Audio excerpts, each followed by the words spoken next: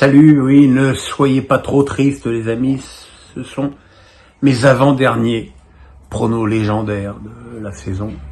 Je crois que la dernière journée j'ai dû faire 1 sur 10, un triomphe. Donc on va essayer de faire un peu mieux, faire 2.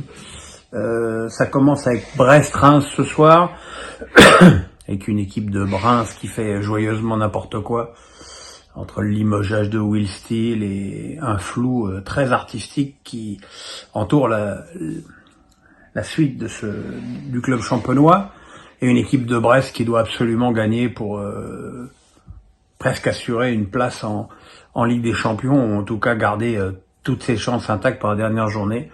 Malgré l'absence de Lies Mielou, je vois quand même une victoire de Brest. Dans l'autre match, très important aussi, Nice-Le Havre. Nice, lui aussi, joue une place en Coupe d'Europe et peut-être même en Ligue des Champions. Le Havre joue son maintien. Ça peut être un match serré, mais enfin, j'imagine quand même que dans ce genre de contexte, Nice devrait l'emporter. Dimanche à 21h, chouette, un multiplex. Strasbourg-Metz, match d'adieu de Kevin Gamero. Strasbourg qui reste sur 3 défaites consécutives. Metz qui va beaucoup mieux depuis que Mikotadze marque but sur but. Je vois quand même une victoire de Strasbourg devant son public pour son dernier match de la saison à la Méno. Marseille-Lorient. Dans quel état seront les Marseillais après le désastre de Bergame? C'est une vraie question.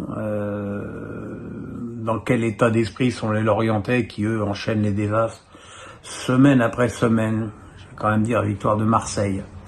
Rennes-Lens, le gros match de cette 33e journée entre une équipe de Rennes qui a gagné avec pas mal de réussite si on peut appeler ça de la réussite, à Metz, et une équipe de Lens qui, qui a un cas, essaye de tenir à peu près son standing. Je peux pronostiquer la victoire de Rennes, mais sans grande conviction.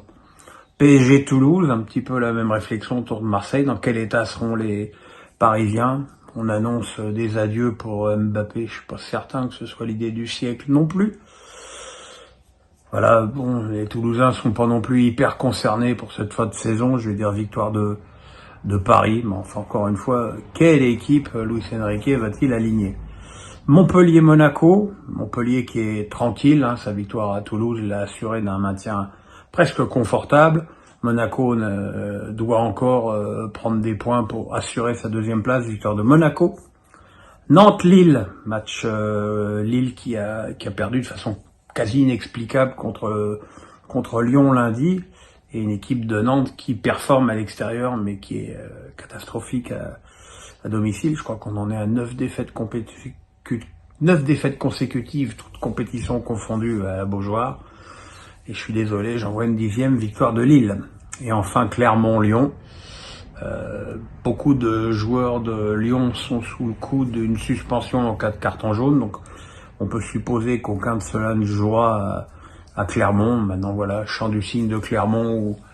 Mais je pense que Lyon est euphorique. Victoire de Lyon. Voilà mes amis, on se retrouve dès ce soir pour les 2 premiers matchs de cette journée, parce que sinon ça me fera trop long dimanche soir. Portez-vous bien, le pouce, on s'abonne, on embrasse.